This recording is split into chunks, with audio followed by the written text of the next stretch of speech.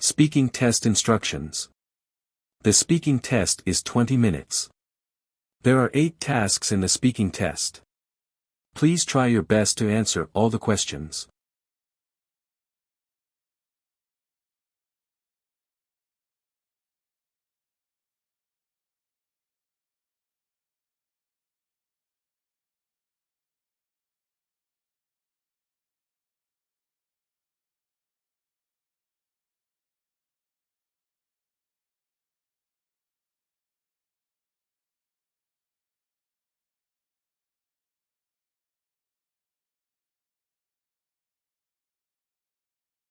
Start speaking now.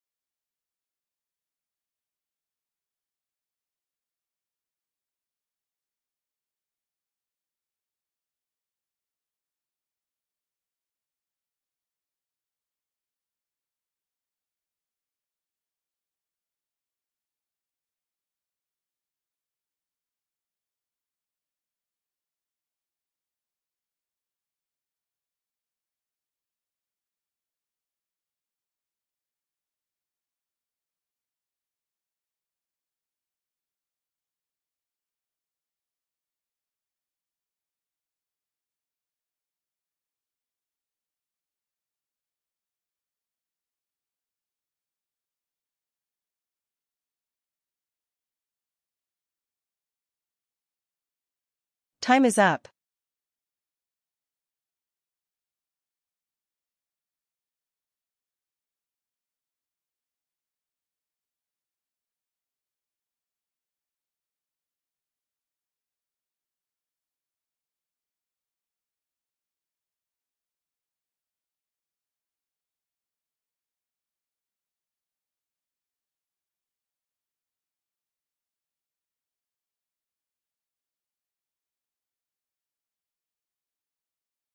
Start speaking now.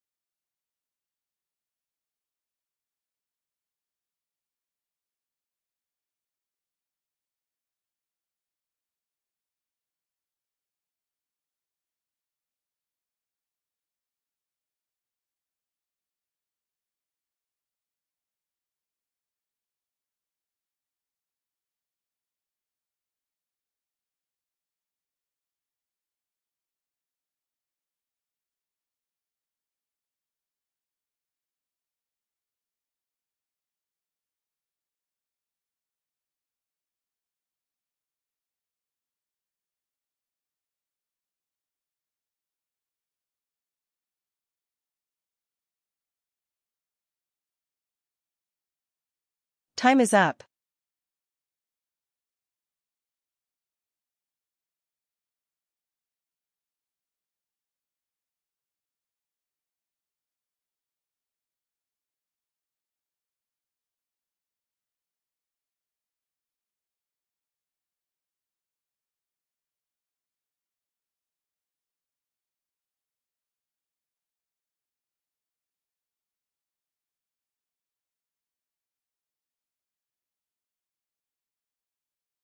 Start speaking now.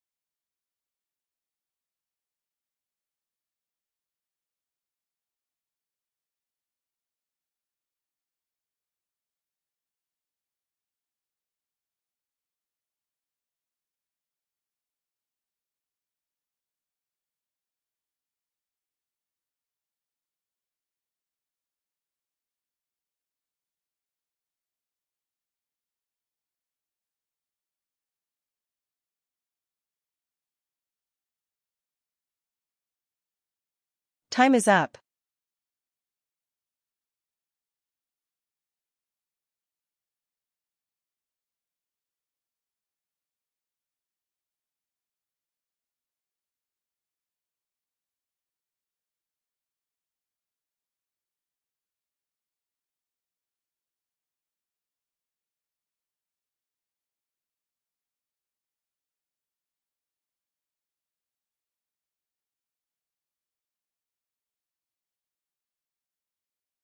Start speaking now.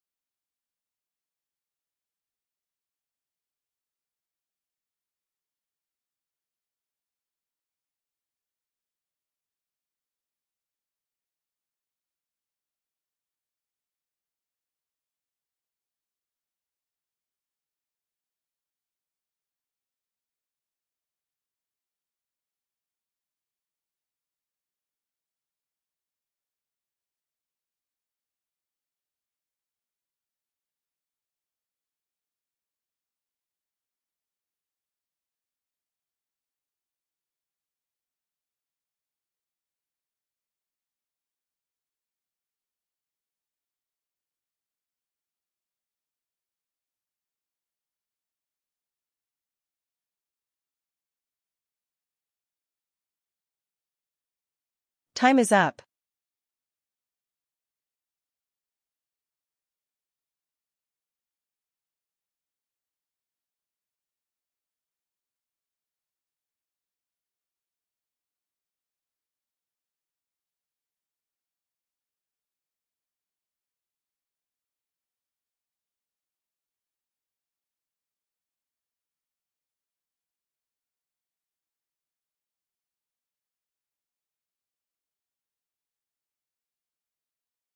Start speaking now.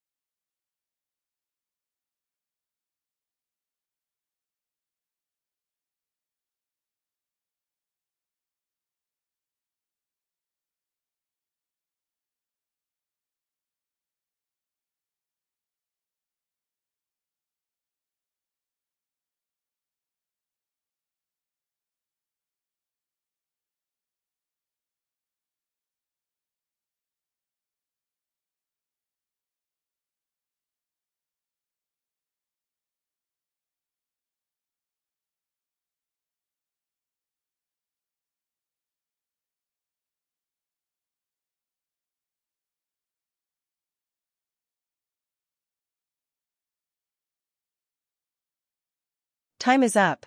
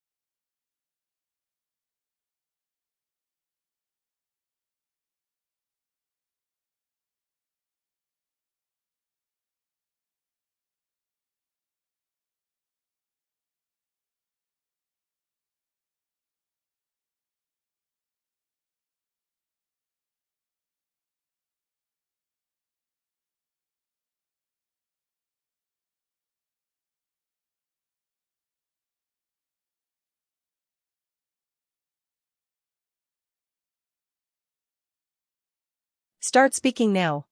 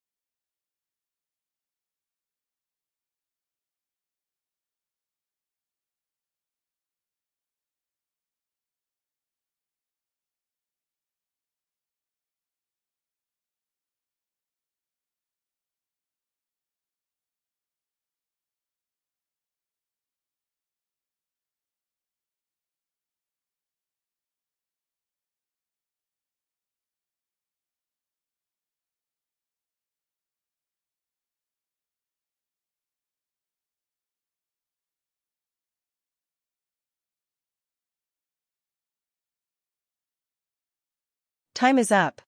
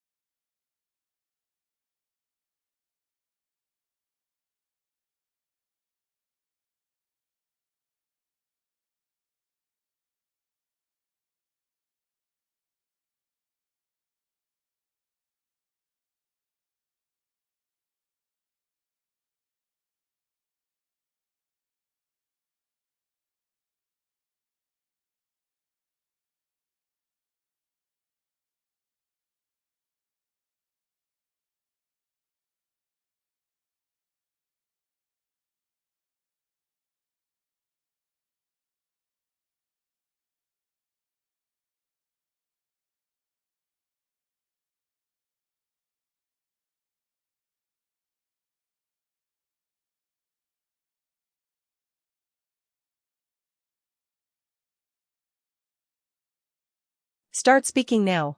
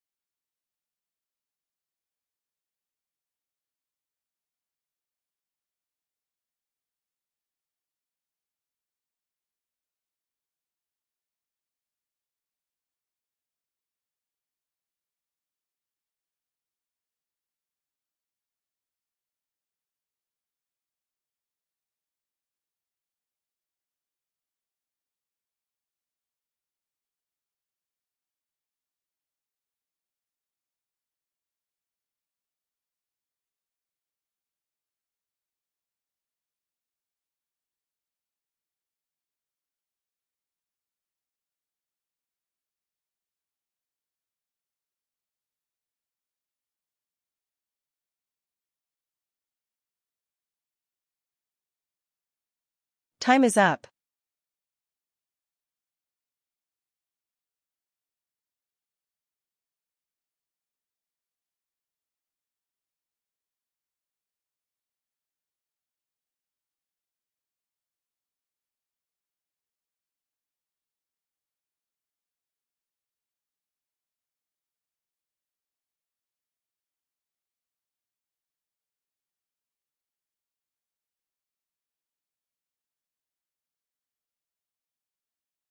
Start speaking now.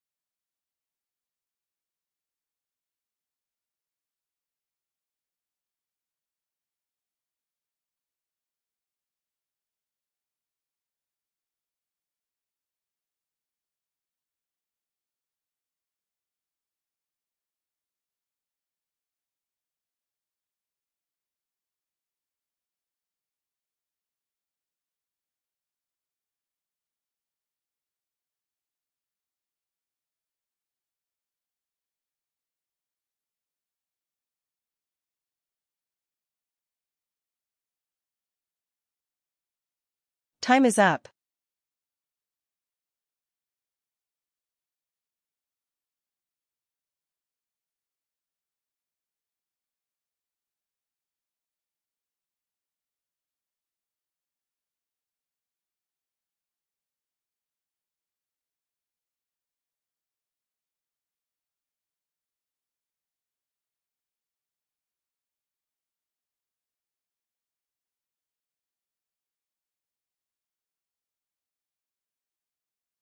Start speaking now.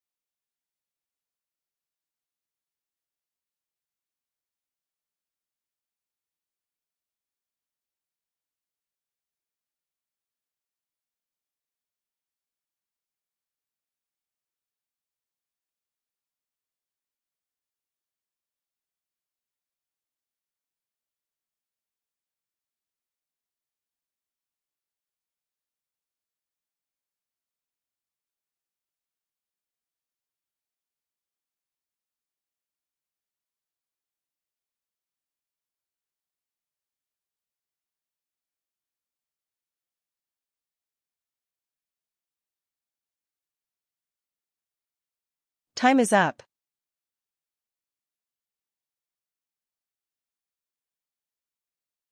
Hi, Owen. I heard you're hosting the whole family for dinner for the very first time, so let me share a few ideas.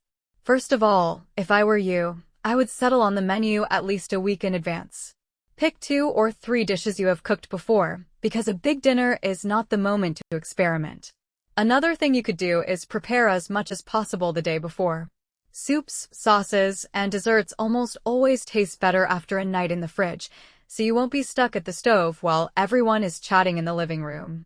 On top of that, don't be shy about asking for help. Ask your sister to bring a salad and your cousin to look after the drinks, since most relatives are happy to help. One final thing is to set the table and tidy the living room in the morning. That way, when the doorbell rings, all you have to do is take the food out of the oven and relax. At the end of the day, your family is coming for your company, not for a perfect restaurant meal. I'm confident the evening will go beautifully. Good luck, and let me know how it goes.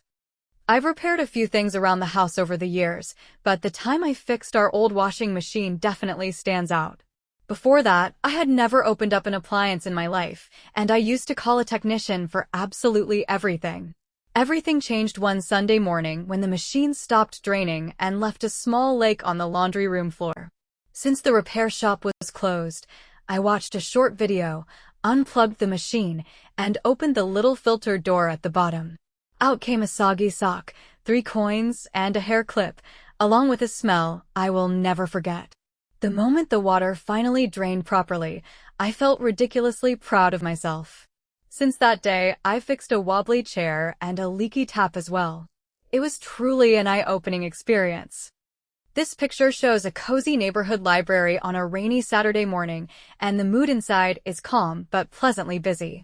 Rain is streaking down the tall windows at the back, which makes the warm indoor lighting feel even more welcoming.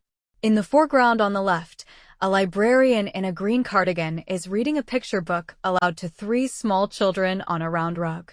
One of them is laughing while another stares with wide, surprised eyes. Over on the right, a young woman in a bright yellow raincoat is shaking out her umbrella by the door, looking a little flustered about the puddles around her boots. In the middle ground, 2 students share a wooden table, where one frowns at a laptop while the other points helpfully at a textbook. All in all, it's a charming snapshot of a rainy weekend indoors. In the next few minutes, I think several things are about to unfold in this library.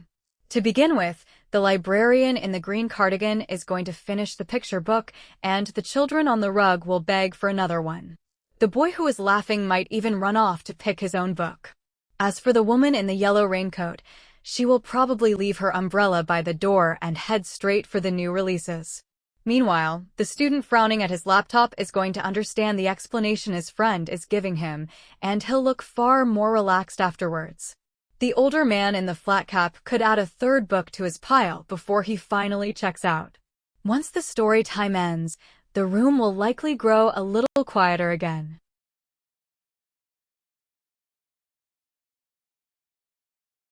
Hey Dev, I know you're leaning toward the home exercise bike, but let me tell you why the indoor climbing gym is the smarter pick for us this winter.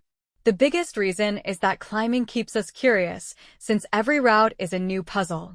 Compared to that, the bike gives us the same routine every single day, and that's how good intentions die by February. On top of that, the bike costs $400 up front, whereas the gym includes beginner lessons with no big commitment. What's more, the bike would swallow a huge chunk of your bedroom, while the gym costs us nothing in space. I get that the bike means no traveling in the cold, which is a fair point. Even so, showing up somewhere is exactly what keeps us consistent. All things considered, the climbing gym gives us the best of both worlds.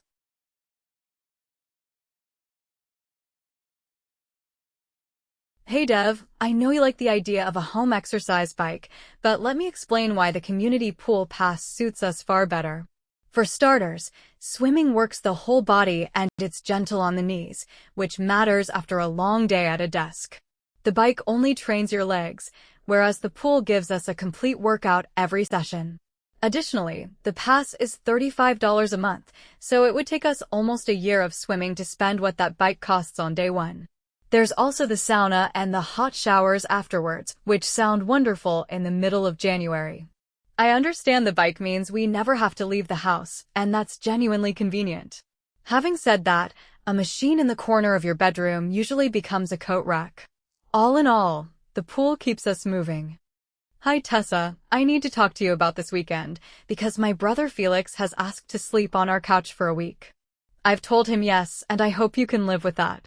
The main reason is that he starts a new job on Monday and has nowhere else to stay while he hunts for a place. On top of that, he's out viewing places from morning until evening, so the apartment will be empty and quiet for most of the day. I know you were counting on a peaceful weekend after a stressful month, and that's completely fair. So here's what I can do. I'll keep the living room tidy, ask him to be out early, and cover the groceries all week. I really hope you understand. Let's find a way to make this work. Hi Felix, I need to talk to you about staying on our couch, and I'm afraid it isn't going to work this time. I've thought it over carefully, and a full week is simply too much to ask right now. The main reason is Tessa. She's had a brutal month at work, and she's been counting on a quiet weekend at home. What's more, our living room is also her study space, so a guest on the couch would leave her with nowhere to go in the evenings. I know this puts you in a tough spot, and I feel bad about the timing. So let me help another way. I'll drive you to your apartment viewings, and you're welcome to stay for 2 nights at the end of the month. I really hope you understand. I firmly believe that children should be given regular household chores, and I think the earlier they start, the better. Firstly, chores teach practical skills that nobody is born with. A 10-year-old who can cook rice, fold laundry, and load a dishwasher becomes a teenager who can actually look after himself. Secondly, sharing the work builds a real sense of responsibility. When a child knows the recycling is his job every Tuesday, he learns that the household runs on everyone contributing, not on one exhausted parent doing it all.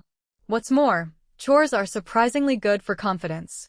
My nephew was thrilled the first time he made pancakes for the whole family, and he talked about it for weeks afterwards. Some people argue that children are already overloaded with schoolwork and activities, and therefore need their free time. However, we're talking about 15 or 20 minutes a day, which is far less than most kids spend scrolling on a phone.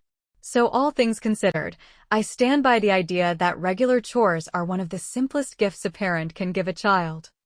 Hi Ravi. You know how you're always hunting for strange things to photograph? Well, I'm standing in front of the most bizarre thing I've seen all year. There's an old-fashioned red telephone booth right here in the shopping plaza, and somebody has turned the whole thing into a giant aquarium. The entire glass box is filled with clear blue water, and there must be 20 orange and silver fish swimming inside it. At the bottom there's white gravel, tall waving green plants, and a tiny sunken pirate ship. The most fascinating part is that the original rotary telephone is still bolted to the wall inside, half covered in coral, with a little snail crawling up the receiver. 2 shoppers next to me are laughing and taking pictures, and honestly, I can't stop staring. You have to come and see this. Can you get here before it gets dark?